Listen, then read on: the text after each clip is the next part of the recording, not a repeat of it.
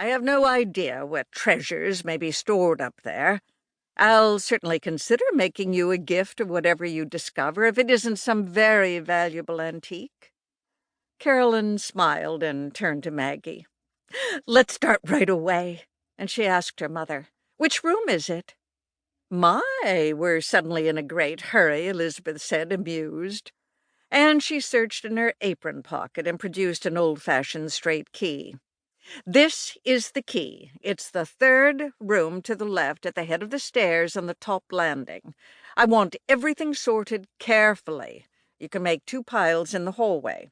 One of things for Matt Morgan to carry down to the garbage, and the other of items you feel we should save. There oughtn't to be many of the latter." They listened just long enough for her to finish, and then raced up the stairs to the room they were to investigate and clear. When Carolyn turned the key, it grated in the rusty lock, and the door itself had swollen with dampness, so that both girls had to exert some weight against it to swing it open.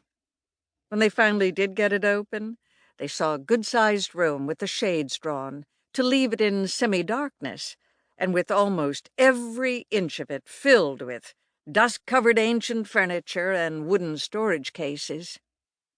The stench of age reeked in the room, and Maggie hastily went over and battled with the window sash until she had it raised. Then she swung open the shutters to allow daylight to enter. She turned to Carolyn. "It's been some time since this room has been aired." "Years," the other girl agreed, staring around her. She went over and studied a cardboard label tacked on one of the boxes. Reading from it aloud for Maggie's benefit, "Roxanna Collins. That's who all these belong to." "The name is new to me," Maggie said, going over to stand beside her. "Where shall we begin?" Carolyn made a face. "We'll have to do some dusting. Then we can check on what's in all these boxes and cartons." When they opened the boxes, they discovered that most of their contents dated back to 1895. Old calendars and newspapers, musty and yellow, gave them this clue. The clothing packed so carefully had once been stylish and valuable. Now it smelled of age and was creased from being boxed for years and ridiculously out of date. Carolyn held up a white silk dress, now yellowed from age. "I wonder who this Roxanna was," she said. "She couldn't have been much taller than me or weighed much more." Maggie, on her knees by an open wooden box, studied the dress the other girl was holding up.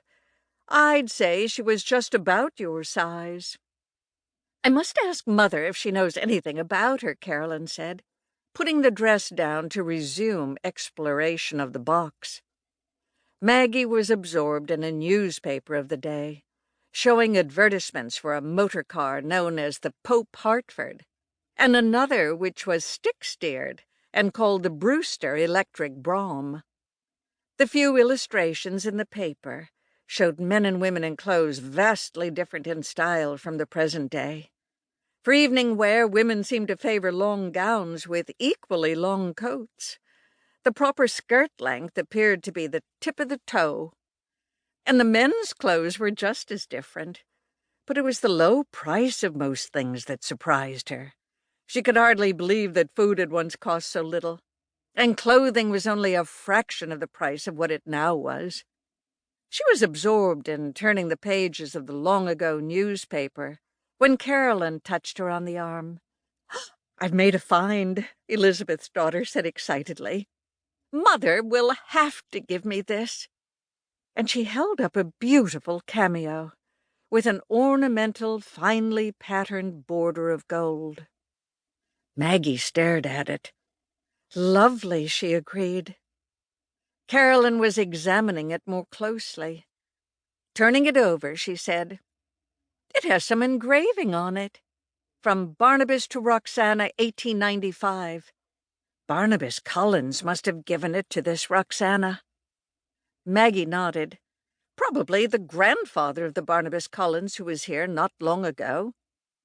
"I'd imagine so," the other girl agreed, still studying the cameo. "The English branch of the family always